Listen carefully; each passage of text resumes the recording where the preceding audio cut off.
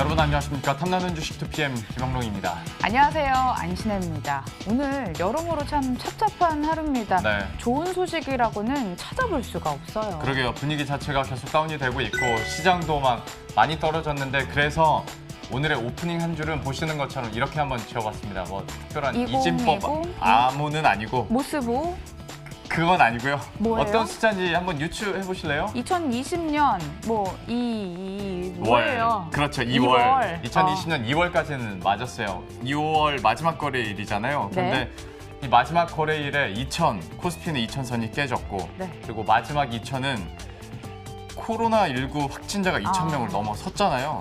다 안 좋은 거예요. 이거 다 되게 기념비적인 숫자였네요. 뭐 기념비까지는 모르겠지만 네. 어쨌거나 시장의 악재란 악재는 이 2라는 숫자로 다 지금 설명이 되고 있습니다. 당연히 투자 심리가 위축될 수밖에 없는 상황인데 그렇다고 우리가 넋놓고 있을 수는 없잖아요. 그쵸. 그러니까 이럴 때는 함께하면서 시장에 대한 하소연도 하고 또 투자 전략도 함께 좀 더 힘내서 짜보면서 참 힘들었던 2월 한 달 이제 좀 마무리 지었으면 좋겠습니다. 탐나는 주식 2PM 출발합니다.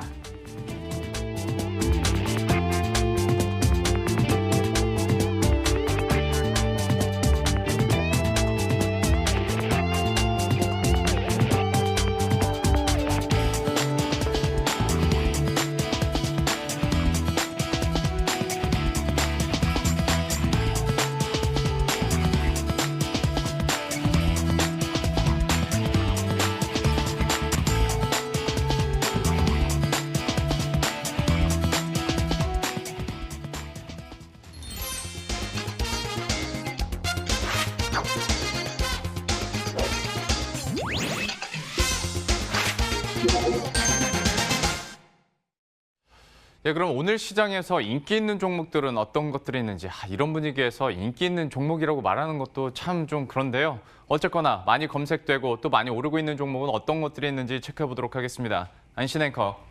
2월 마지막 거래일입니다. 과연 어떤 것들이 올라와 있을까요? 시장 대비 선방하고 있는 셀트리온 그룹주도 살펴지고요. 최근 제약바이오 종목들 이름을 꽤 많이 올리는 것 같습니다. 또 꿋꿋이 잘 가는 한진칼도 있습니다.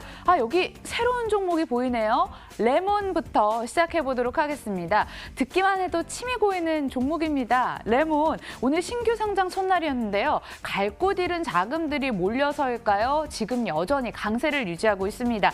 고객사로는 삼성전자와 노스페이스를 두고 있고요. 삼성전자에는 갤럭시폰 관련해서 부품을 제공하고 있고 또 노스페이스는 3년 동안 독점 공급 계약을 체결했다고 합니다. 이력은 화려하긴 한데 뭘 하고 있는 기업인지는 감이 오질 않습니다. 저처럼 궁금하신 분들이 많아서 그런지 오늘 레몬의 사이트는 다운이 됐더라고요. 소부장 특례 상장 기업이기도 한데 나노 멤브레인 생소하죠? 어떤 기업인지 잘 설명을 해보도록 하겠습니다. 조금만 더 기다려주시고요. 두 번째 종목도 만나볼게요.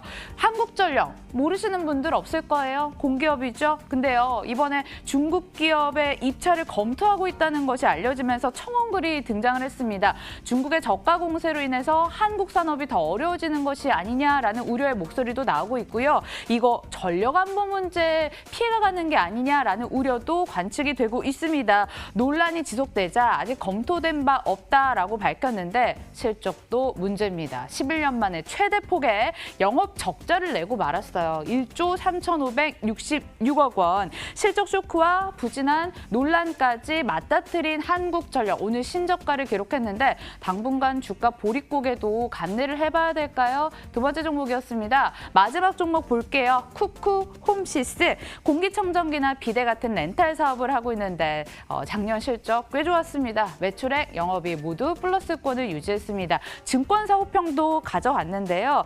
성장성은 뛰어나지만 경쟁사 코웨이 대비 주가 할인이 많이 돼 있기 때문에 밸류에이션 매력도까지 가져갈 수 있는 종목이다라는 호평이었습니다. 장중에 15%나 급등을 했는데 이렇게 급등할 만한 재료였을까 싶기도 했습니다. 재료 대비 가파른 상상은 아니었을까라는 생각도 들고요. 마지막 종목 쿠쿠 홈시스까지 투자 전략보다 자세히 챙겨보시죠.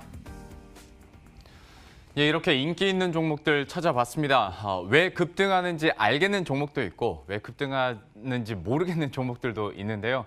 하나하나 살펴보면서 투자 전략 세워보도록 하겠습니다. 오늘 펠리스 투자인 리서치 김민수 대표와 함께합니다. 어서 오십시오. 네, 안녕하십니까? 네, 안녕하세요. 네. 이 정도면 저한테 질문이 있는 건가요?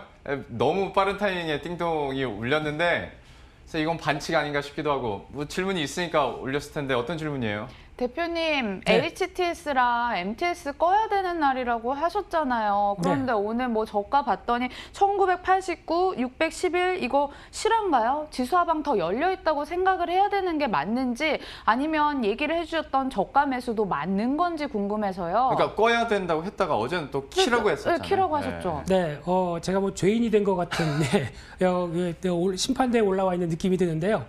그런 상황보다 지금 종목 얘기하는 거 아닌가요? 하지만 네, 먼저 중요한 부분들이겠죠. 네. 그냥 단적인 예로 딱 하나만 말씀드리겠습니다. 저 지금까지 제가 한 40% 현금 갖고 있다가 오늘부로 한 60% 주식 한 40% 현금 갖고 있다가 네. 오늘부로 한 85%까지 늘렸습니다. 현금을요? 아니죠. 주식을요. 종목을? 네.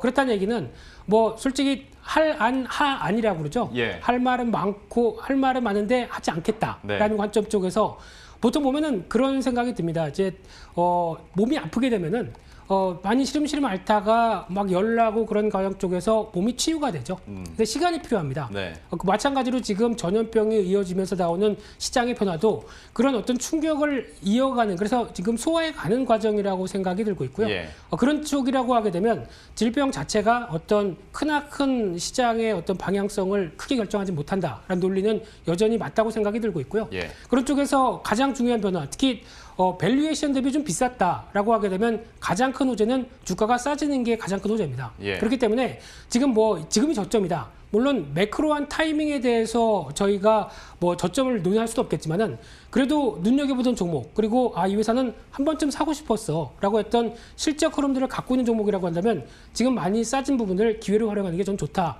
이렇게 보면서 아마 월요일 날도 또 빠지면 또 살 겁니다. 이상입니다. 예. 그러니까 지금 저가 매수 관점이 유효하다라는 거잖아요. 네. 그리고 그동안에 좀 관심이 있었던 종목들에 대해서는 또 빠지는 걸 전제하고서라도 조금씩 모아갈 만한 때가 됐다라고 얘기를 해줬는데 물론 시간이 없습니다만 저도 하나만 좀 여쭤보면 그러면 네. 코스피 저점을 어느 정도로 혹시 좀 파악하고 계세요? 그걸 알고 있다면 여기 있으면 안 되겠죠. 네, 예측 안 할 겁니다. 예측 안 할 거고요. 특히 지금 저점에 대한 타이밍을 보는 게 아니라 저희는 기업을 사야 됩니다. 네. 그런 입장이라고 하게 되면은 어떤 내가 생각하는 메리트가 들어오는 가격대가 왔다라고 하는 관점이 가장 더 중요하지 않을까 생각되고 있고요. 예. 일단 일시적인 어떤 급격한 위축은 또 시간이 지나고 나면 또 빠르게 회복할 수는 있습니다. 근데 이제 추세로 강하게 들어가느냐 마냐는 그 다음 문제이기 때문에 네. 지금을 충분히 이용하자 이런 쪽에 말씀드리고 싶고요. 뭐 한 1950 정도는 뭐 지키지 않을까라는 생각들인데 뭐 지켜봐야 되겠죠. 예. 우문 현답까지 네. 예, 이렇게 잘 들었습니다. 그러면 본격적으로 종목 얘기해 보도록 할 텐데요. 첫 번째는 레몬입니다. 근데 참 이게 타이밍도 타이밍일 뿐더러 이 회사 모멘텀이나 포인트를 보자면 매력적인 단어들은 다 들어가는 게 삼성전자 갤럭시랑 그렇죠. 마스크. 그렇죠. 이거면 말 다 했잖아요. 네, 거기다 또 매력적인 게 나노 기술이죠. 그렇죠. 네, 나노 기술을 하게 되면 저희가 잘 모릅니다. 그런 관점 쪽에서 뭔가 세심한 기술력으로 좋아 변화를 보이잖아요. 일으키는 그렇죠. 네. 네, 그런 관점 쪽으로 봤을 때 나노 기술 관련된 쪽의 강자라고 많이 얘기했고요.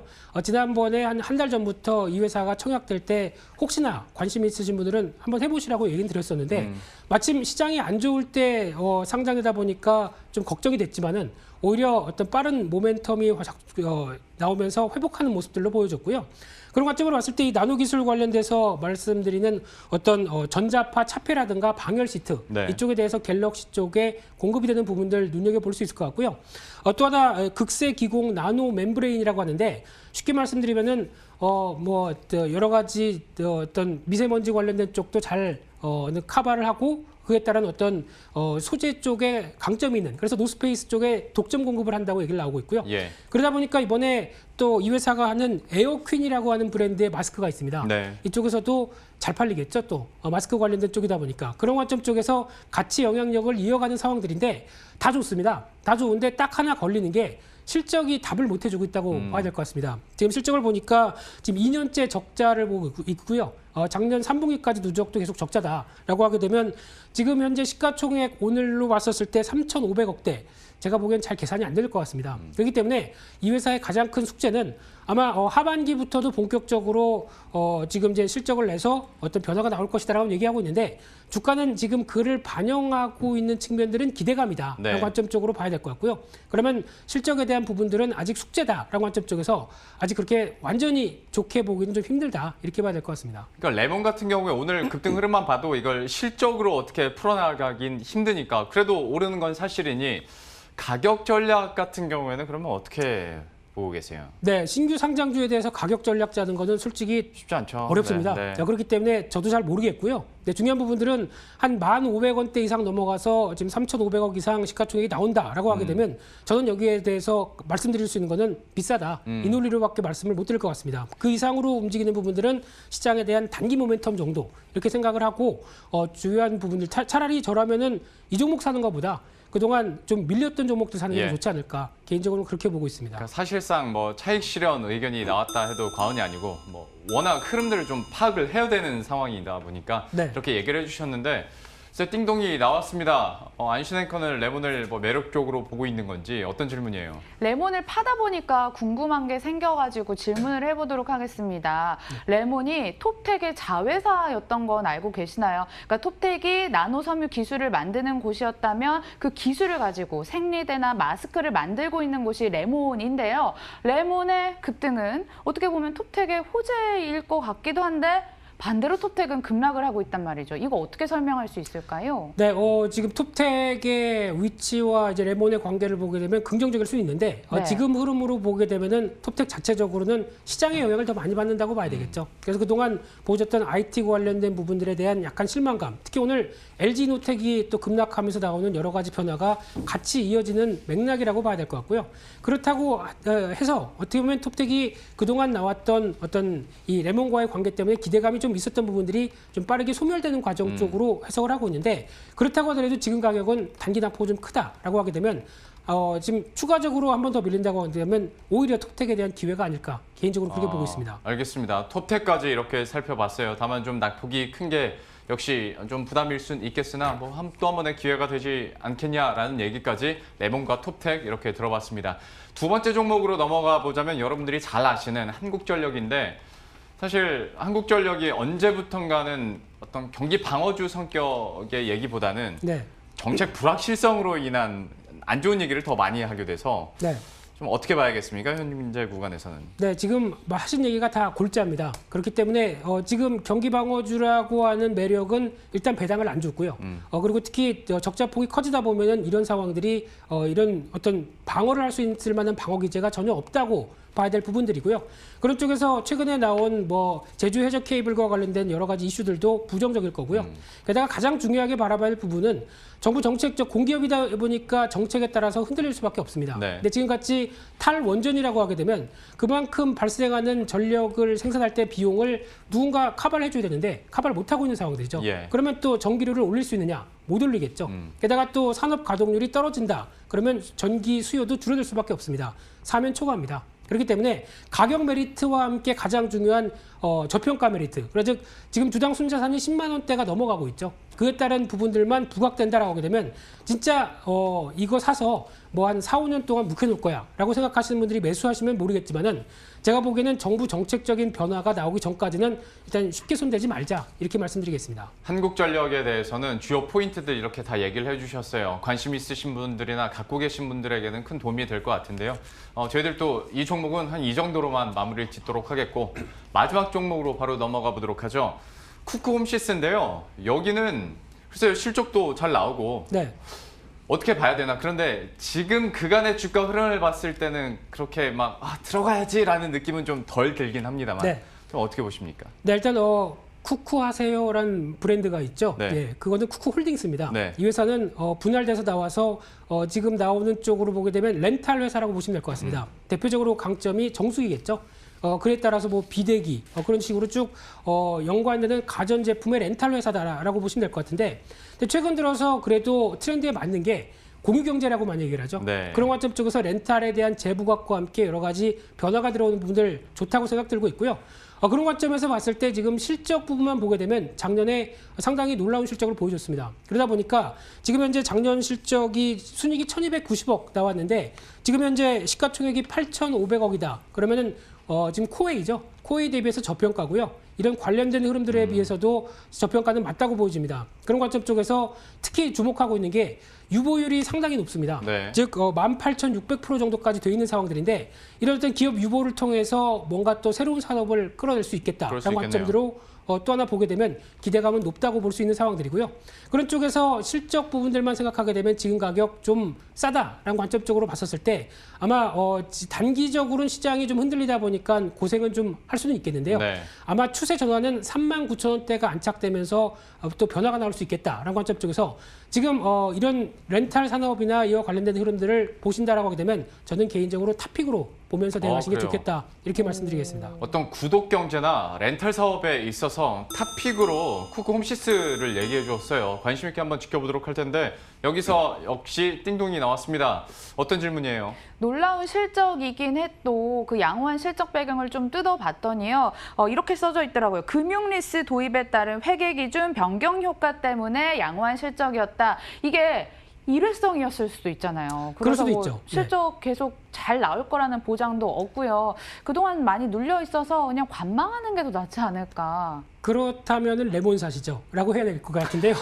네, 그게 아니라 지금 분위기를 보게 되면은 그러면 같은 기준으로 봤을 때 코웨이는 왜 실적이 그렇게 강하게 안 나왔을까요? 반대로 보게 되면은 같은 기준이라고 하더라도 동종업계의 기준을 같이 비교했었을 때 상대적으로 부각을 받았다는 게 더 중요하다고 봐야 될 것 같습니다. 그렇기 때문에 그에 대비한 시가총액을 계산해 봤을 때 저평가다라고 하게 되면 당연히 관심이 필요하다 이렇게 정리하겠습니다. 유보율 그 18,600%라고 했잖아요. 네.